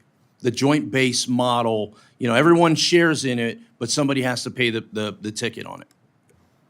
Thanks for the question, Congressman. We're certainly focused on that particular dorm at METC, Fort Sam Houston. So across the larger question of what to do at joint basing, I think is a great question that we need to look closer at. But to address this specific concern, in the DAF, we've programmed across the FIDEP nearly $500 million in MILCON. We have design money approved, and we think we'll be ready in FY26, given the design and MILCON appropriations come through. And so we appreciate your support, and it's critical to our ability to build medical readiness for our force. Thank you for that. And you'll find this committee is committed to do our part and give you the resources for it. But when I read the San Antonio Express News and says, there's mold in the barracks again, once again, the impression is that the military isn't taking care of our families and our single soldier, sailors, airmen, Marines. And I know that's the furthest thing from the truth, but let's get this fixed, right? I'd also offer this. I've used some of my previous community projects to get Chow Hall in Camp Bullis up to speed. That hadn't been done in 50 years, and some other things. So once again, if there are projects that can be, that I specifically can help get over the finish line, you have my commitment to doing it. But I can't select a project if you don't submit a project, right? So that's one of the things I look forward to working with all you and your teams on the priorities you have, not only in my district in Texas, but across the country. Once again, this is the committee that I think you have the commitment for us to get that done. Thank you again, gentlemen, for your service to this country.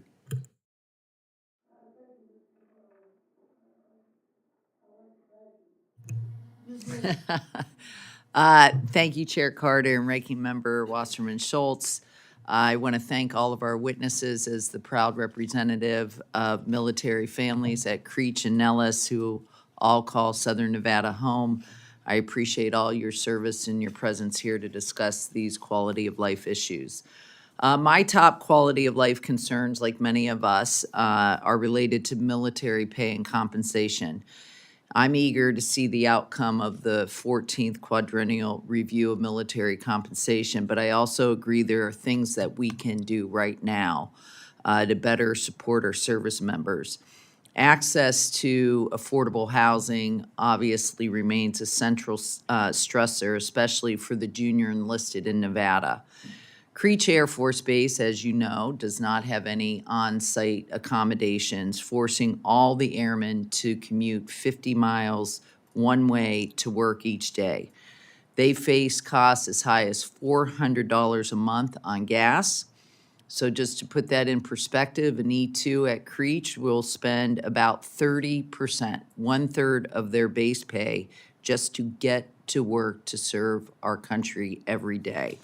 This is why I fought for the requirement in the fiscal year 24 NDAA to mandate an assignment incentive pay feasibility study for those assigned to remotely piloted aircraft missions.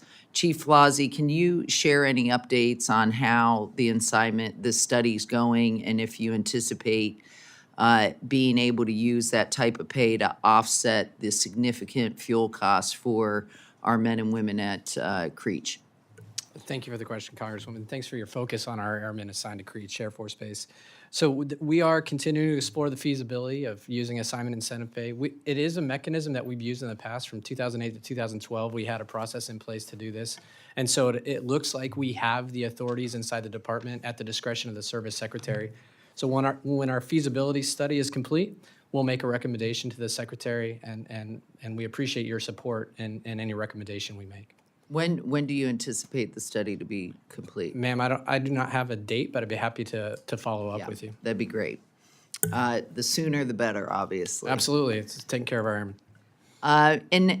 I'm moving on to childcare in Nevada and obviously across the country. Ensuring access to reliable childcare has become a major challenge for our military members. And on top of excessive wait times, the need for childcare during irregular hours, and lengthy commutes to remote work locations like Creech have driven home the importance of having flexible childcare options.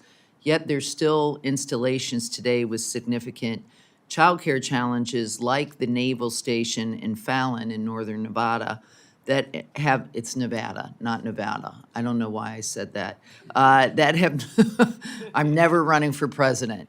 That have not established an in-home family childcare program on their installation. This program not only meets irregular childcare needs, but also is a venue to provide spousal employment opportunities. If it's not consistently implemented DoD-wide with a streamlined certification transfer process for providers, this seems like a missed opportunity at two critical needs. Major Honey, I just wanted to ask, can you share how your service is incorporating family child care program into your strategy and what you have done to ensure that it might be available to all military families? Yes, ma'am. We use child development homes, as a response to that similar program that you're discussing that the Army has. And I'm not aware of anything that is preventing them from opening up a child development home in Fallon, Nevada. I'll look into it and find out specifically that we're not preventing that, but it typically has to come down to an individual wanting to open up their home and create that business inside their home. Then there's a screening process that goes along with that to ensure everybody in that home is suitable for having a child development home. And then there's a verification and certification process that goes along with that. It is rather lengthy. It's easier once somebody's already established one. So I'll need to find out specifically if there is a prevention for Fallon, but this is integral to our child development care needs across our force, and we have it robust in many places. So let me ask, the family child care program, you're saying the child development home is the same thing? Or is it a different certification process? Ma'am, as I understand it, it is very much, very similar. There could be Okay. some differences, and I'm not as familiar with the other services programs as I am with the child development home. Okay, great. Thank you. I'm past my time. Thank you, Mr. Chairman. Thank you all, gentlemen, for being here today. As considering all of you are in kind of terminal rank and unpromotable, it's a great place to be, as my E9s used to always tell me. But you're all in a unique position to shape the force for the future. Hopefully, long after you're retired. I'm concerned by a lot of the things that we know are the problems that have been raised here today. And I just was seeing in this morning's press results of a survey by Blue Star Families that you guys may have seen. but was really disconcerting to me. It said only 32% of military families would still recommend military service. And that pains me as a career Navy guy. I tell every young person I meet, going in the military was the best thing that ever happened to me, and I wish every young man and woman in our country could serve. That's a drop from 55% in 2016 to 32% in 2023. That's at a time that we've gone from, a hot war, though we seem to have been in one for a long time now, to notionally not being in a hot war. They'll tell that to all the folks out there on the front lines now. No surprise, time away from home was cited as a top issue, along with pay, spousal employment, access to childcare and healthcare and housing options, all things we've discussed here today. 73% of the survey respondents said they were paying more than $200 a month out of pocket for civilian housing options. And as Mr. Bishop had alluded to earlier, 1 in 4 enlisted respondents reported food insecurity. So a question I have for all of you, and we'll see how the time goes here, we might have to pick it up, but have we gotten, in your opinions, have we gotten to where we are because we funded the urgent at the expense of the important for far too long? Or are we seeing a fundamental shift in the pool of folks out there who are potential candidates to come into the military? So, because as we go to fix the problems, is it a matter of spending more money that we may have shorted and put to other resources, or do we need to fundamentally change our approach to what it's going to take to attract and retain these people? Because that's going to affect not only retention, but also how we bring them in the front door to begin with. So, Sergeant Major, if you could start with that. Thank you, Congressman. Incredibly complex question. There's a lot there. Quality of life absolutely is part of that. Pressure on the force, to Congressman Bishop's question, that's absolutely part of that. The data, and my wife actually attended that event with my teammate here. He and his spouse actually spoke at it. I would like a little bit more fidelity in the data, because again, which they've promised us, the eaches and owns, to look at that. Because right now, like, our retention data is really good. So people are staying in the service. So they believe in the mission, though we still have these stressors. And so my concern is I don't want to reach a breaking point to the core of your question. I think there's a lot to that. I think there's people having, we see it in the Army for sure. People are having families later in life. I'm an Army brat. That was very unusual growing up as an Army brat, and now it's not unusual at all to see lieutenant colonels and colonels in command that have little ones running around. That was not a normal. And so the family stability piece is a little bit more important than it used to be, and the amount of PCSs is a little different. So there's a lot there, but I acknowledge why you're asking the question, and the stressors do exist, and it is a concern. All right, Master Chief? Yes, sir. I would, simple answer is yes and yes. I do believe that it's those stressors, and yes, I do believe it's a matter of us overfunding the urgent compared to the important, and I do believe also that it's a matter of fact that the people that are coming to serve are a little bit different than you or I are. Now, when I joined the service, the majority of my leadership when I first came in were Vietnam vets. And their approach, to answering my questions was typically shut up, that's why. And I was fully acceptable of that kind of a response. Our young men and women that are coming to serve today don't find that to be an acceptable response. They want to be respected and to be considered a full and complete member of this team. And they want to be respected as such. I don't have any problem with that. We just need to understand that. But And I don't believe that the decision to fund that urgent, and what we need to be funding as the important should be in competition with one another. Right. I would offer that, is that, as I said earlier, talking about the sailors that are operating in the Babel and Deb, I want them to have all the weapon systems they need to have. I want them to have all the munitions that they need to have to fight and win. I want that to be a complete success. At the same time, I want their well-being to take into consideration. I don't think these things should be in competition with one another. Right. Them being warfighting competent and their well-being should be complementary to one another, and that should be all of our collective priorities. That is the things that we should fund together. If we do that, we'll meet most of these these issues, and we'll solve a lot of these problems. The issues you just described are the exact things that I mentioned in my opening statement as the 5 pillars, and then I offer that 6th pillar that we needed to have from the Gates Commission to maintain that all-volunteer force. As I move around and I speak with family members and service members, their chief complaints are inadequate pay and compensation that they're dissatisfied with. They're dissatisfied with housing that they're being provided. They're dissatisfied with timely access to quality medical care, as we've talked about earlier already. We also talk about making sure that we remain ourselves as a reflection of the American people that we serve. We've had a break in trust with our American people, and that includes a break in trust of the American people that serve in our military. We have to do much better at taking care of them and them fully believing that this as an organization has their well-being in mind. If we meet those things, we're going to come a long way.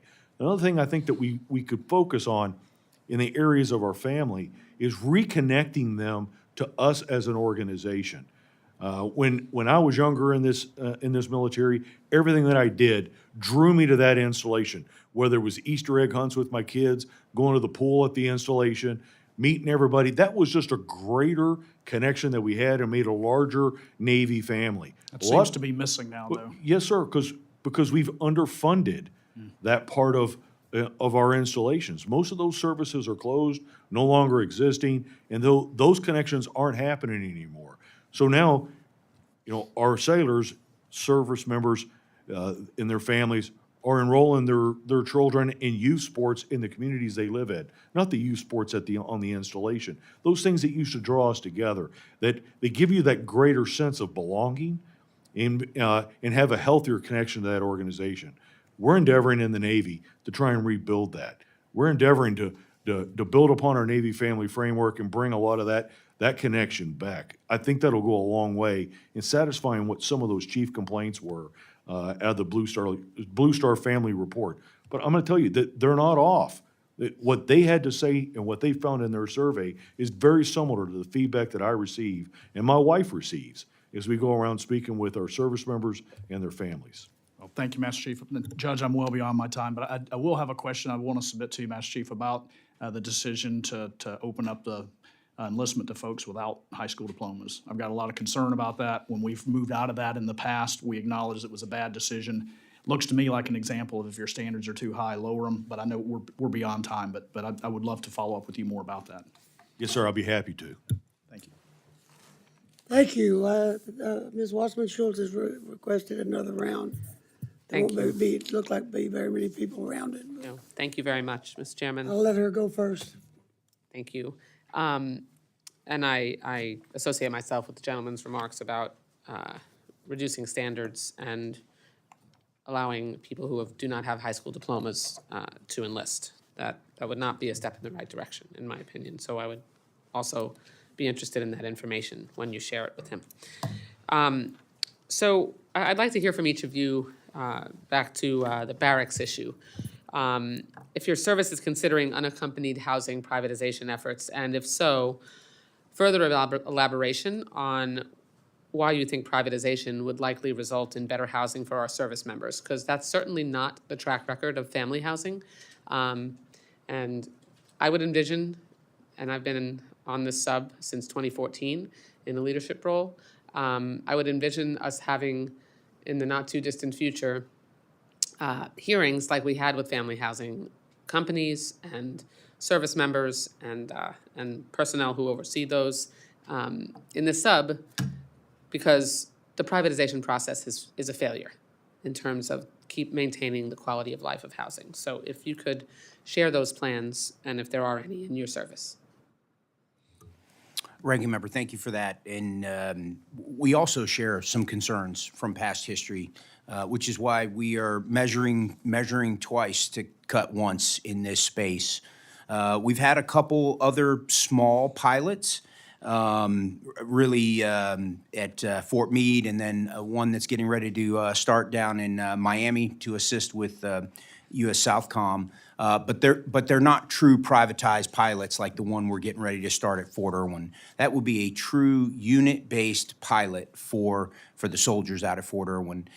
We are going to analyze that and let that take place without rushing it, because I also have some concerns with holding them accountable, still being able to influence roommates and have some cohesive leadership responsibilities, as we would say in the Army, with involvement inside that actual facility. Now, right now, it looks promising in the sense of that pilot's going to allow us to do what we want to do, to truly test the bounds of our ability to influence that. But the Secretary and the Chief, we're moving out smartly with that and not rushing to this to be a silver bullet to solve our investment strategy with Barracks. Master Chief? Yes, ma'am. I would offer that our greatest failure with privatized military family housing was in the area of oversight. Right. Too many of our leaders, as you described earlier in your opening remarks, had abdicated their responsibility, to their service members and those families, and providing that oversight to ensure our private partners were delivering on their promises. We're doing much better in that area. And as long as we continue with our responsibility in providing that oversight, our military family housing is going to continue to improve. Our pilots that we're running in private barracks, like Pacific Beacon, have been operating for 20-plus years, largely as a success because we've not abdicated our responsibility in providing that oversight to ensure that our private partner is delivering on the promises that they're going to make. If we continue along that way, we're going to do resoundingly well. I think that they're going to be faster at meeting our need than we are with current MILCON projects. MILCON will take us 7 years. We can go a lot faster with PPV, whether they come in and they renovate currently existing buildings or they build new facilities to house our service members. Sergeant Major? Ma'am, I share the concern of privatizing unaccompanied housing. It's, for the Marine Corps, ma'am, our barracks are part of sustaining that transformation. I need Marines in barracks having roommates. I need Marines to have an NCO down the hall to take care of an issue. So will we run a pilot? Maybe in areas where it's probably a small contingent of Marines, so it may work best, but I don't want Marines, and they don't want to be alone in a room and spread all over the base and station. So for us, it's important to take care of what we have today, and with your help, we're getting after it. Thanks. Chief Flossy? Thank you, Ranking Member. So in our department, we're assessing privatized unaccompanied housing independent from just first-term airmen in dorms. So that it could be anybody that arrives at a location without dependents. And we're looking very specifically at locations where there's two types of challenges. They're either remote and isolated and there's not adequate housing in the community, excessive commute times, things like that, or the housing market is incredibly competitive and our BAH rates, as we've discussed earlier, they lag the economic changes that make it really difficult for our families to live near the installation. So in those two circumstances, we're assessing the feasibility and we're paying close attention to the Navy and the lessons that they've learned so that we don't replicate some of the mistakes that came through our initial contracts that we wrote with privatizing military family housing. We're also learning to be more accountable through that process as well. Between the categories of accountability through those contracts, we've recouped more than $118 million from contractors for issues for health and safety, mold, things like that across our housing projects in the department. Thank you. Chief Benevanga? Ranking Member, so the Space Force has partnered with the Air Force as far as the dormitories go. This is the Department of the Air Force issue that we're looking at together. So there's no discussion on the Space Force side to look at privatize for the dormitories or for the barracks, if you will. But from a service perspective, ours is unique for the guardians that are coming into the service. You said the average age of someone that's becoming from a civilian to an enlisted guardian today is over 22 years old. A lot of them do already have some families. Most have some college with master's degrees and bachelor's degrees. So it's a different type of individual that we're bringing into the dormitories today. So we're looking at what that means for dorm life, if you will, and what that infrastructure looks like. But from a privatization perspective, we're attached to the hip with the Air Force, under the Department of the Air Force, on the way forward. Okay, and since it really seems like the Navy and the Army are more focused on this, I'm concerned about making sure that you have practices and priorities in place to ensure that the quality of housing for service members won't be compromised. We have a track record that is abysmal with family housing, and I agree, because that's why we added $130 million of oversight funding that we keep adding additional funds for, so that we can ensure that there really is, close-up oversight. But I'm specifically interested, and then I'm done, Mr. Chairman, on what changes you're making to the lease terms and oversight activities to better hold the privatized housing providers to account, and what options will DoD have to pull out of the agreements if private companies don't live up to the required standards? Because we're stuck in nearly all cases with the family housing. And, the definition of insanity is doing the same thing over and over again. It doesn't make sense to not make sure we have course corrections, or not do what we have already seen doesn't work. Ranking member, acknowledge, we've learned a lot on this journey, oftentimes too slow, though, to your point. And so some of the things that we're trying to do, the inspection and the oversight piece is critical. And we saw we weren't doing inspections properly, and we weren't meeting time standards to make sure that we truly had the work orders that were knocked out between leases, between that gap between two people occupying a location. That was where we found our weakness. And so we had to go back and we had to retrain. It's called between occupancy maintenance. There's a goal of 10 days or less. That's Installation Command's goal, because we're stacking families up in temporary housing while we're waiting on that. The problem was that we were trying to go too fast just to get the people out of that.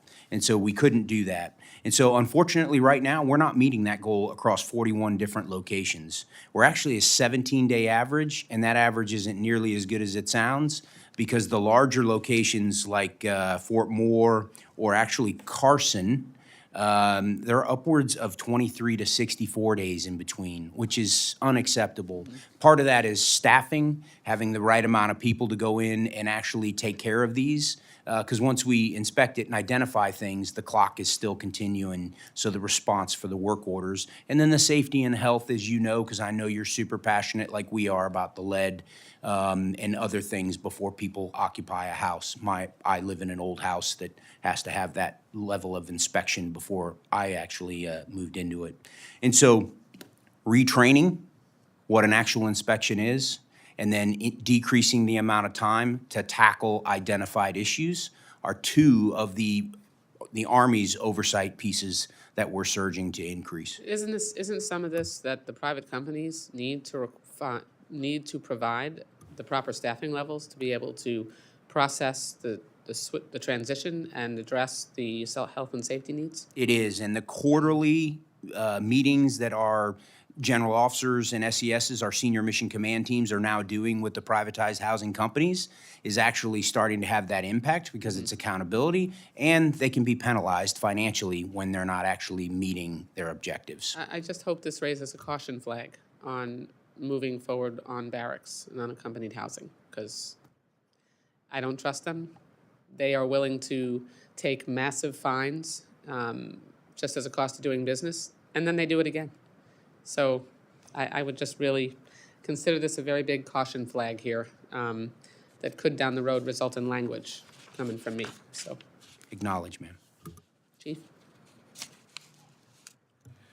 Ma'am, fully understood your concern and your caution.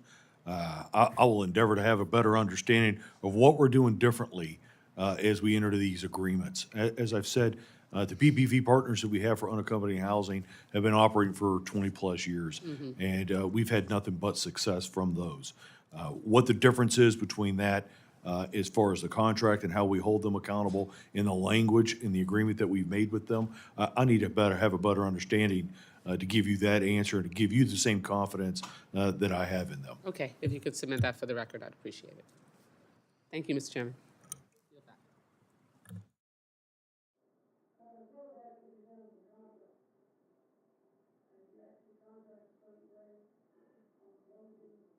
For the, where they're getting their money, and you're holding back some of their money until you see them doing what they're supposed to do, and you'll hold it for 20 years If they don't do it, it gets their attention. I've worked on some housing projects around, and that gives great incentive to get to start doing maintenance.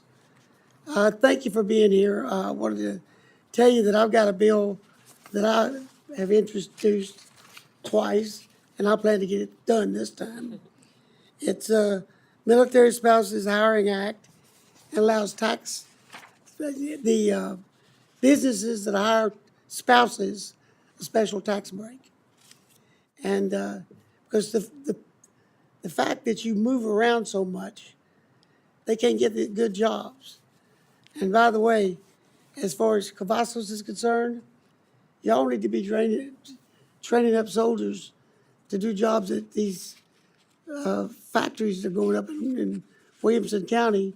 We've got a $200 billion investment by Samsung that's going to have a huge amount of employment. And as these guys are getting out of the Army or any of the services in our neighborhood, there are going to be lots of jobs there, lots and lots of them. Already have 26,000 people on the building site. And that's a pretty good job, too. Listen, thank you, all of you. Appreciate you very much. You give us the real story, and that's important. So I know who runs the military. All right? Thank you. Thank you so much. We'll recess.